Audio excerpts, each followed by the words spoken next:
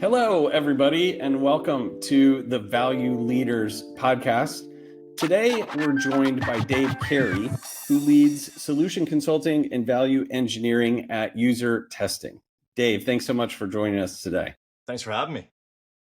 Appreciate it.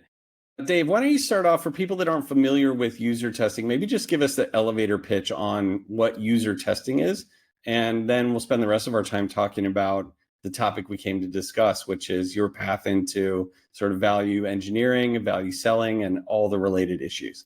Yeah, happy to. So, user testing, we help companies improve their digital experiences using real users. So, if you have a product or website that you are looking to get feedback and insights on from real users and potentially customers, we can help broker that connection. You can watch them actually navigate your product. You can get their insight and feedback on that. And ideally, you're using that information to then create a better experience. So that's kind of our bread and butter here at the company. And in terms of my role, really just a fancy way of saying my teams help our customers really understand the nature of the problem they're trying to solve, how our solution could hopefully help with that. And then if we decide that it's a good fit, help you write the business case to justify that investment. So that's really my role here at the company. That's awesome. Thank you. Thank you for that. It's super important, by the way, what you're doing. So, Dave, you told me that you come from an engineering background and you started your career kind of in the energy sector and in consulting before moving into what you're doing now, which is value engineering for SaaS. That seems like a windy road to get where you're going. Can you help our audience understand how that happened and what you think the big milestones were? Yeah, a little bit of a circuitous route, I always tell people.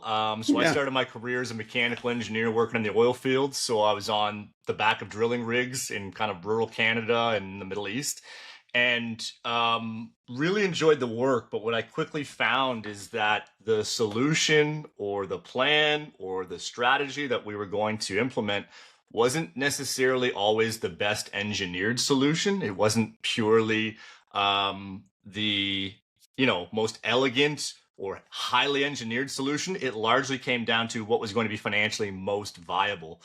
And seeing that kind of compelled me to try and get a little bit upstream of some of these decisions. So I went away and did my MBA. I focused on finance and then jumped into kind of the dark arts of management consulting. So if you think of the McKinseys and Bains of the world, we were a Sure. smaller kind of boutique firm based here in Toronto, really focused around operations. And a large part of what made the firm successful was our sales model. We would do these 2 or 3 week, really in depth sales cycles that were essentially project pursuits, where we would be working on a customer's kind of site, really digging into their operations so that at the end of that cycle, we could come back to them with an extremely strong hypothesis about the nature of the issue that we think we could solve, what that was costing the business, and then obviously how we thought we could ultimately fix that for them. Um, the time to change came in COVID. Things were winding down somewhat at the firm. Tech was having, its kind of golden age at the time. And as I was kind of exploring my options post consulting, came across, I think they call it business value services at Salesforce. So Mm, this is one iteration of value engineering. If you look across SaaS, you'll see it in all the major players, and so that's kind of my introduction. And as I was going through kind of the interview process, I realized like it was essentially leveraging a lot of the skills and experience I had developed on the consulting side. Um, as I was exploring those roles, came across this fairly small company at the time called UserTesting. Really had no idea who they were, what they did. But as I learned more about the product, as I learned more about the solution, as I learned more about the space and the problem they were solving, it seemed so obvious to me at how this could drive value is really what piqued my interest. And so I started here 5 years and a little over 5 years now as kind of the first member of our value engineering team and have built the practice up since then. So again, a bit of a windy road from the oil fields into B2B kind of sales, but that's how I got here.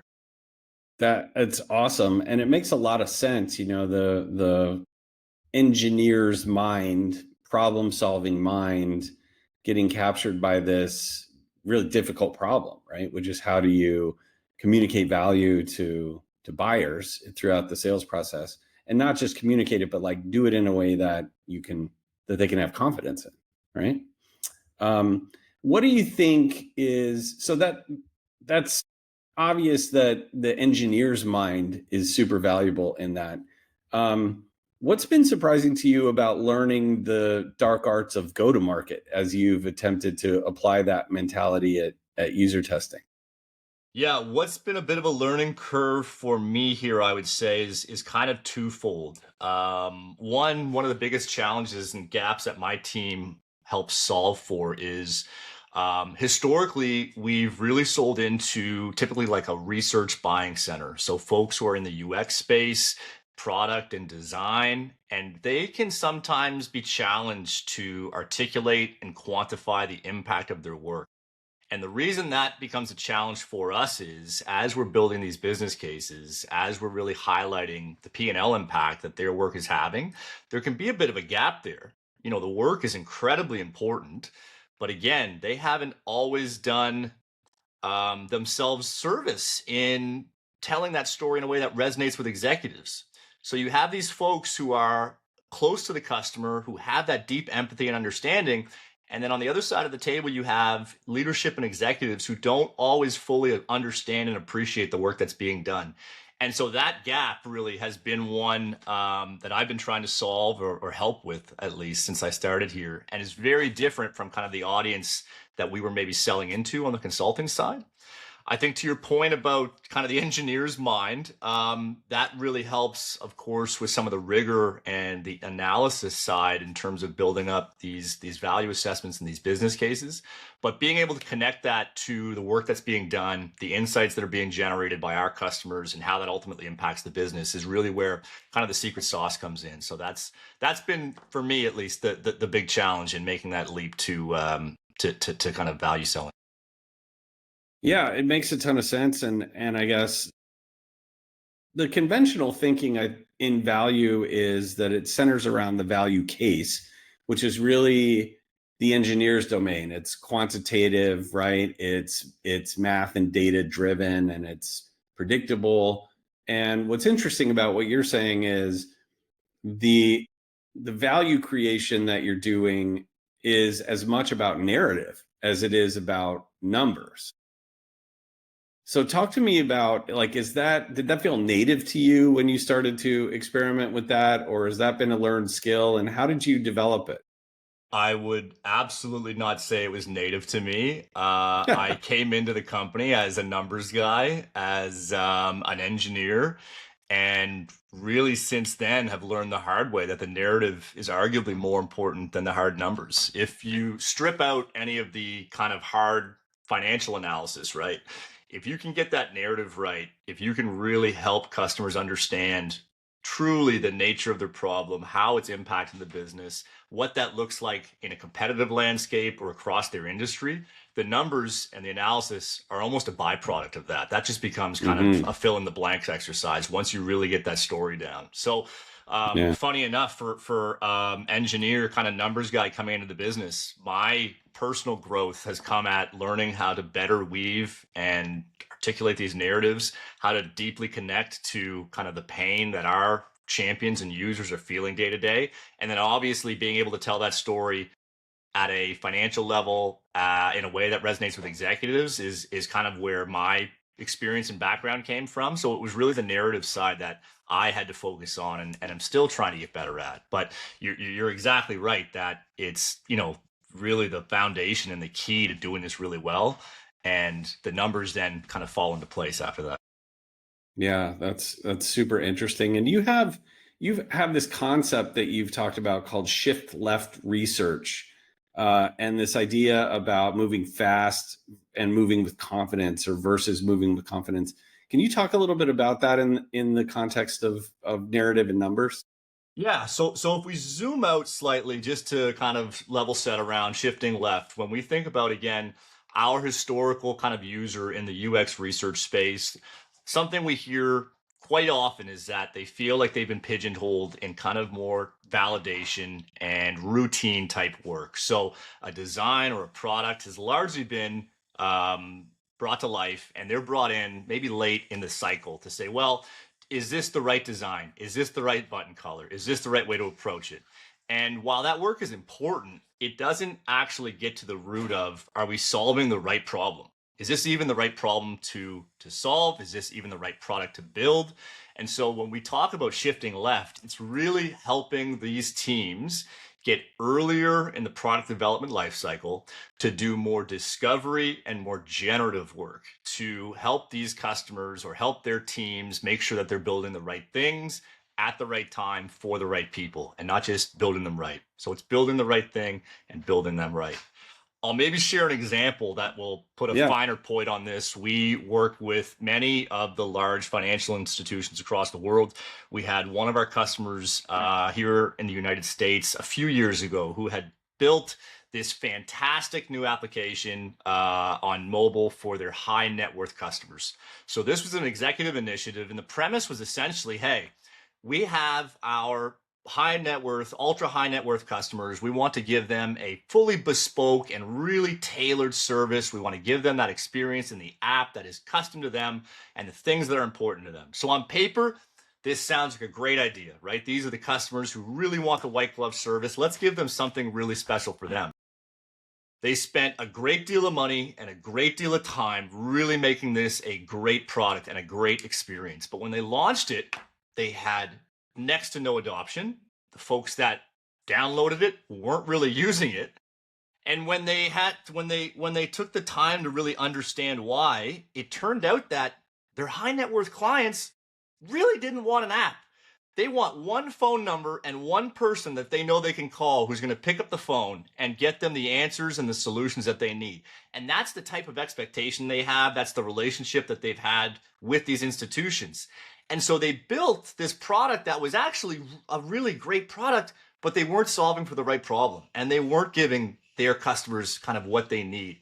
And so that is an example of shifting left. Had we been able to give them those insights before they made that investment to say, guys, actually, your high net worth clients prefer to have that relationship-based experience with your institution.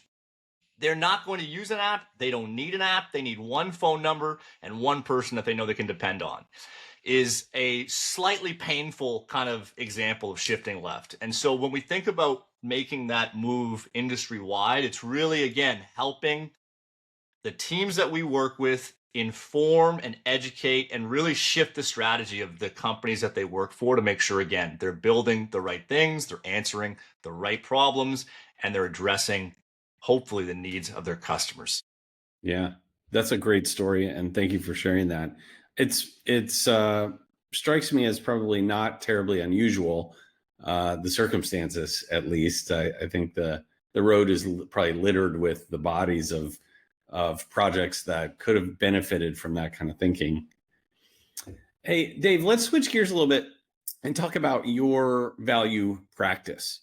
What do you think is, what are you excited about that's really working for you in the way that you're delivering and scaling value engineering for user testing? Yeah, that's a great question. I think what I'm really excited about, what's working really well, quite frankly, is the relationship, I think the reputation, and just the dynamic that the team is building here at the company, really being viewed as partners to the sales team, critical to their success. And it's more of a pull than a push motion. And what I mean by that is we have account teams that work with our value sellers and our value engineering team because they know it's going to help them win deals. Not necessarily because it's been mandated or their boss is telling them to do it. It's become intuitive. It's become inherent in how they do business. And they know that when we do this really well, they're going to sell more, they're going to close bigger deals, they're going to close them faster, and they're going to be that trusted partner to their customers. So to me, that comes as a result of this team really focused on being in service to our account teams, to being a really great partner to customers. And so we've really built kind of the carrot side of that incentive model.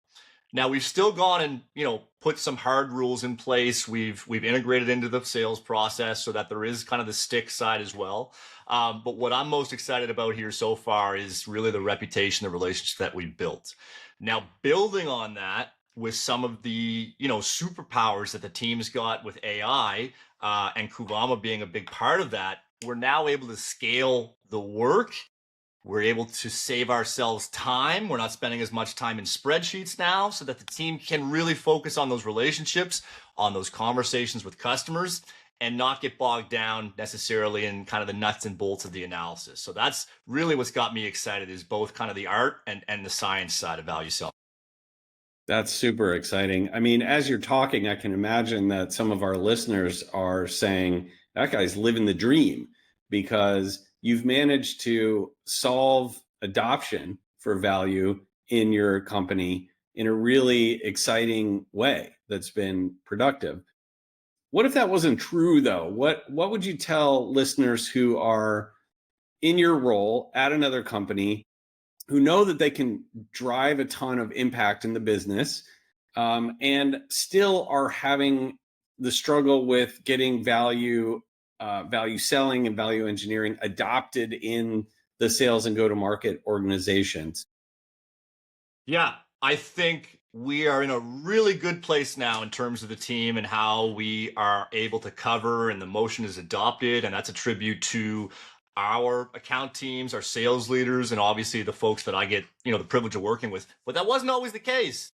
I started here 5 years ago as a team of one, with no reputation and no relationships and no dynamics. So, for listeners, for folks who are in the space who are really trying to drive coverage and adoption, my suggestion is to really just focus on being a terrific partner, to your sellers, to your account managers or your CSMs, and really just get in and do the work, right?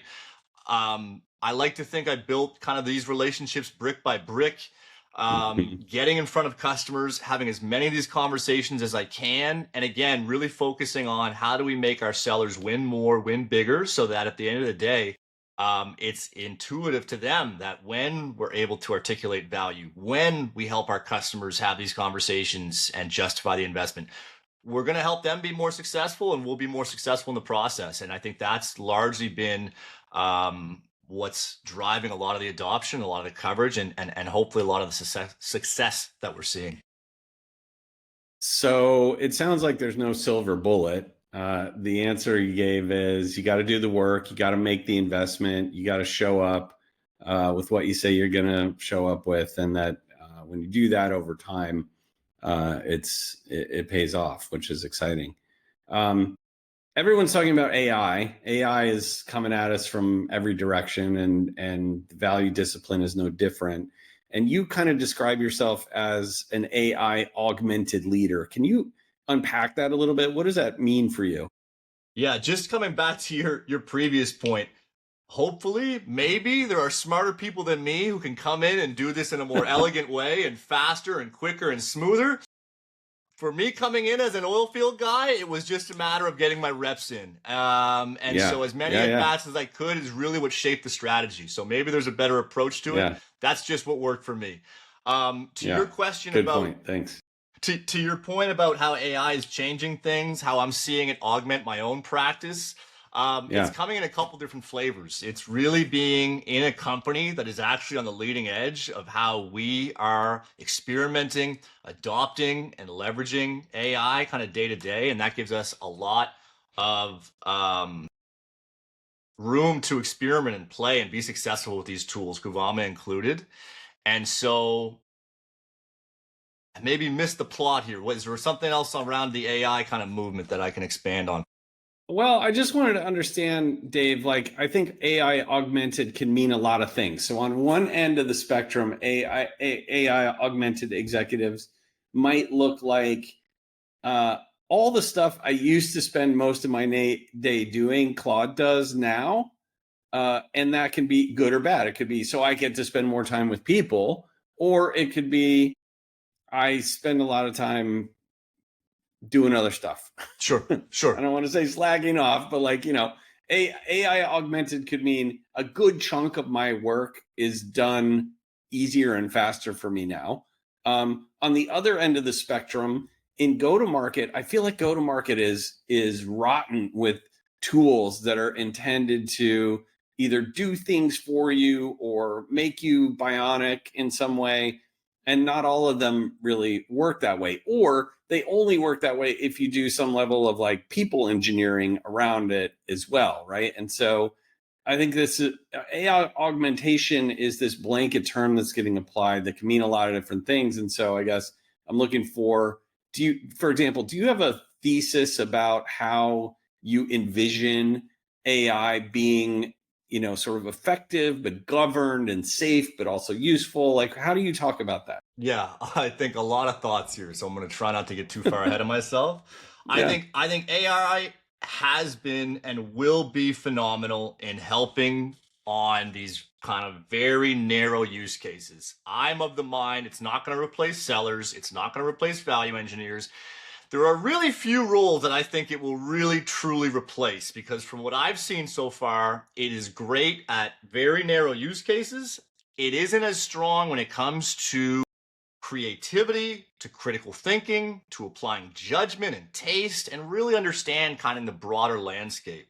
So to your point, we're seeing a lot of time savings by way of some of the routine type work that we were doing previously. It was account research. It was some of the analysis and kind of financial plans. It was looking across accounts and kind of connecting those dots. So AI has been an absolute superpower and an unlock for us there, but only if we're using that time to get in front of customers. So at the end of the day, we're seeing a lot of this stuff play out. We're seeing a lot of real promising use cases, but only if it means we're spending more time with customers or we're spending more time driving deals. I'll maybe share a quote with you that I thought might be helpful for today. Please, on this kind of subject. So this is about decision making in the age of AI, and does this all apply today when we have this new superpower? So we're being told this is going to replace decision makers, at least in middle management. It will make in a few years all of the kind of operating level decisions for us, and soon we'll make a lot of strategic decisions too. So that's where I think we're at. But the kicker is, this is from a book called The Effective Executive, and this was written in 1966.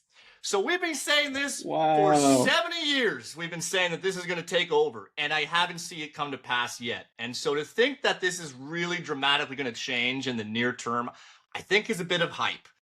That being said, again, my feelings, my hypothesis is that AI can be an absolute superpower, but we really need to define kind of these narrow use cases that it does really well at, and understand where we still need to kind of apply the human touch. So it's the art and it's the science, but to be super clear, we're using it every day. I'm personally relying on it more than I'd probably like to admit, but I don't think it's ever going to get to the point where it is full on replacing folks who are able to be creative, to apply judgment, to apply taste. And so that maybe is my hypothesis / hot take for you on the current state of AI. Well, it's fantastic. Thank you for bringing that book, by the way. And that's crazy, that quote and the age on that quote, given, what you read maybe in the news each day. So that quote was actually, instead of AI, they used the word computer. So in the 60s, they saw computers coming in and they thought, well, this is great. This is going to replace everybody. We're going to be not having to work. We've been saying this 70 years plus. So again, I might be an AI hater. I don't see it in at least the near term. No, I don't think you're an AI hater. I actually think what you just described is becoming the smart money thinking of executives around AI. I think it's taken us, we're all learning all the time. And I think it's taken us these past years to evolve this understanding now of like, okay, so AI is not just a silver bullet for everything. And the fear that gets pushed around about AI replacing jobs and people, when you really get into it, it's exactly what you said. It's AI is never going to be able to do the creativity, to do the judgment, to do the fine grain, discernment that you need to do in decision making, which are the characteristics of great narrative design, right? And so it sounds like for you, what you're saying is AI is a superpower in terms of maybe helping us gather raw materials around narrative and gather and assemble raw materials around numbers, but it's never going to be able to really put that story together in a way that carries a deal over the line Yeah, for a buyer. I think the other thing we're seeing more and more with our own customers is that in a world where product development, velocity is through the roof and those development timelines are being compressed, you can build anything. But the question becomes, how do you know what to build? And so that's where we're really wanting to apply human insights and feedback and ultimately judgment and taste that I don't think you can augment or replace with AI. And where we're seeing our product, our solution drive a ton of value in helping companies decide what they should be building. I think token spend is only going to go up. So these superpowers will become more expensive. And so how do you become judicious in what you apply them to? I think is a big area where we're seeing a ton of value from our product, our platform driving our customers. Yeah, got it. So I'm going to end this up here with a couple of like zinger questions. They should be fun. They're not gotchas. The first one is, you're a leader in the value selling and value engineering industry. You're connected across the industry quite well. Is there a big mistake or a big lie that you see the value engineering and value ecosystem making right now? And if so, what is it? Yeah, I don't know if it's a big lie. I think it is a big mistake, and we're a victim of our own success here. Is there's far too much focus on getting to an ROI number. So we all want to be able to give our customers a return on investment, which is not wrong per se, but it should be a byproduct of the work that goes into that. And what I mean by that is we've already talked about how important the narratives are.